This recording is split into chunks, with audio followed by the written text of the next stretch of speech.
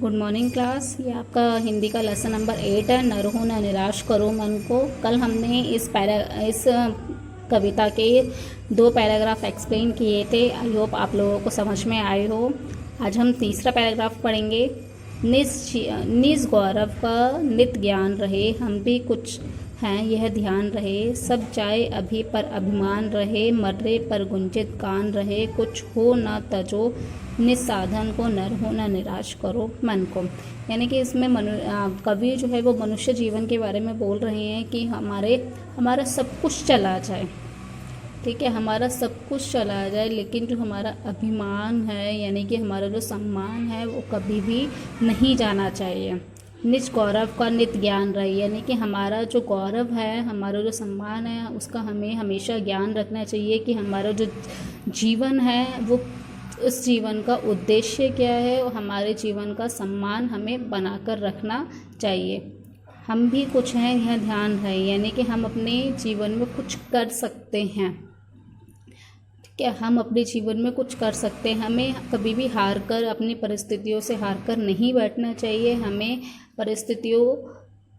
परिस्थितियों का सामना करना चाहिए और उन सामना करने के बाद हमें यह ध्यान रखना चाहिए कि हम भी कुछ हैं और हम इन परिस्थितियों का आसानी से सामना कर सकते हैं। सब जाए अभी पर अभिमान रहे, यानी कि सारा का सारा धन वगैरह जो भी है वो सब चला जाए, पर हमारा अभिमान रहे, हमारा सम्मान हमेशा बना रहे। हमें ऐसे काम नहीं करने चाहिए जिससे हमारा सम्मान चला जाए। हमें अपना सम्मान हमेशा बनाए रखना चाहिए।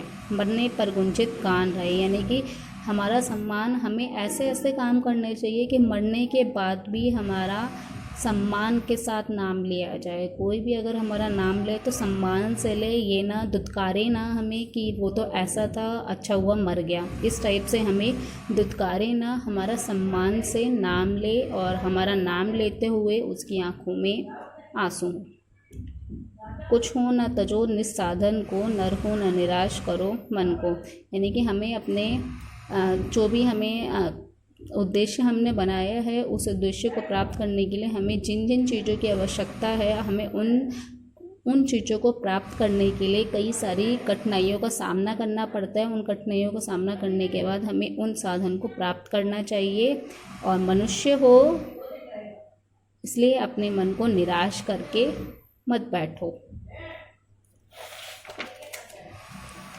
आगे है आपका, प्रभु ने 2 कर दान दिए, सब वांछित वस्तु विधान दिए। तुम प्राप्त करो उनको न हो, फिर है यह किसका दोष कहो। समझो न अलभ्य किसी धन को, नर हो न निराश करो मन को। इस पैराग्राफ पे परमात्मा ने मनुष्य के बारे में बताया है कि प्रभु ने 2 कर अनुदान दिए। प्रभु ने हमें 2 हाथ दिए हैं, 2 ऐसे साधन दिए हैं, यानी कि 2 हाथ दिए हैं जिसके द्वारा हम किसी भी वस्तु को आसानी से प्राप्त कर सकते हैं और हम अपने हाथों के द्वारा किसी भी काम को आसानी से कर सकते हैं। सब वांछित वस्तु विधान दिए और हमारी मनचाही वस्तु भी हमें दी है, यानी कि हमें अपने हाथ देकर, हमें अपने हाथ पैर देकर हमें मनचाही वस्तु करने का वस्तु विधान भी दे दिया है, जिससे हम किसी भी वस्तु की योजना बना सकते हैं और किसी भी वस्तु को प्राप्त करने के लिए कुछ भी कर सकते हैं।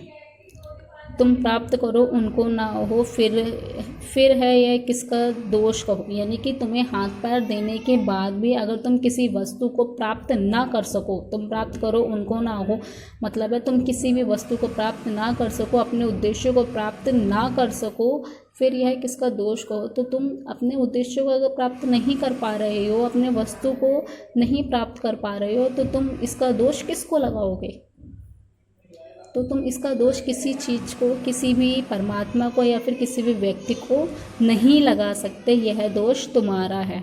समझो न अलव्य किसी धन को, जो तुम्हारा धन है, मतलब जो तुम्हारे पास चीज़ें हैं, उसे दुर्लभ मत बनाओ, उसे दुर्लभ मत समझो कि वो चीज़ हमें, वो वस्तु हमें नहीं मिल सकती। हम अगर अथक प्रयास करेंगे, कई सारे प्रयास अगर हम करेंगे, कई सारी परिस्थितियों का सामना करेंगे, तो हमें वो वस्तु, हम अगर किसी भी चीज़ के लिए प्रयास करते हैं या कुछ भी करते हैं, बहुत सारे कठिनाइयों का सामना करते हैं, परिश्रम करते हैं, तो हमें वो वस्तु ज़रूर मिलती है। तो वही बोला गया है कि हमें किसी भी धन को अलभ्य यानी कि दुर्लभ नहीं बनाना चाहिए। नर हो मनुष्य हो तो अपने मन को निराश मत करो।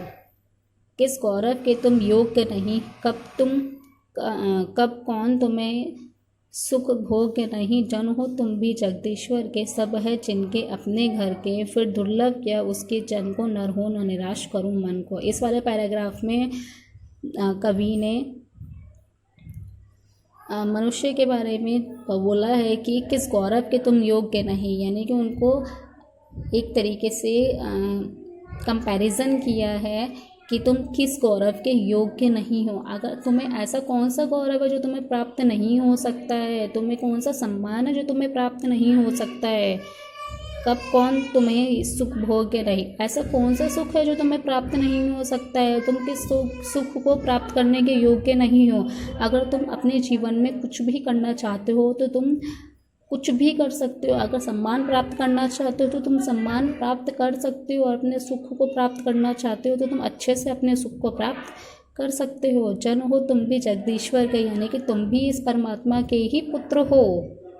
ठीक है, जिस परमात्मा ने तुम्हें बनाया है तो तुम भी उसी परमात्मा के पुत्र हो। जैसे परमात्मा सभी चीज़ों को प्राप्त कर सकते हैं अपने अथक प्रयास के द्वारा, तो वैसे ही तुम भी अपने अथक प्रयास के द्वारा किसी भी चीज़ों को प्राप्त कर सकते हो। सब है जिसके अपने घर के, यानी कि जो परमात्मा है, परमात्मा के ही तुम लोग पुत्र हो। तो वो भी, तो हम लोग जो हैं वो भी उनके ही घर के हैं, हम उनके पुत्र हैं, तो हम भी उन्हीं के घर के हैं। जैसे वो सब लोग सब चीज़ें कर सकते हैं, वैसे ही हम भी कई सारी चीज़ें कर सकते हैं। फिर दुर्लभ किया उनके जन को, तो उनके पुत्र को क्या चीज़ दुर्लभ हो सकती है।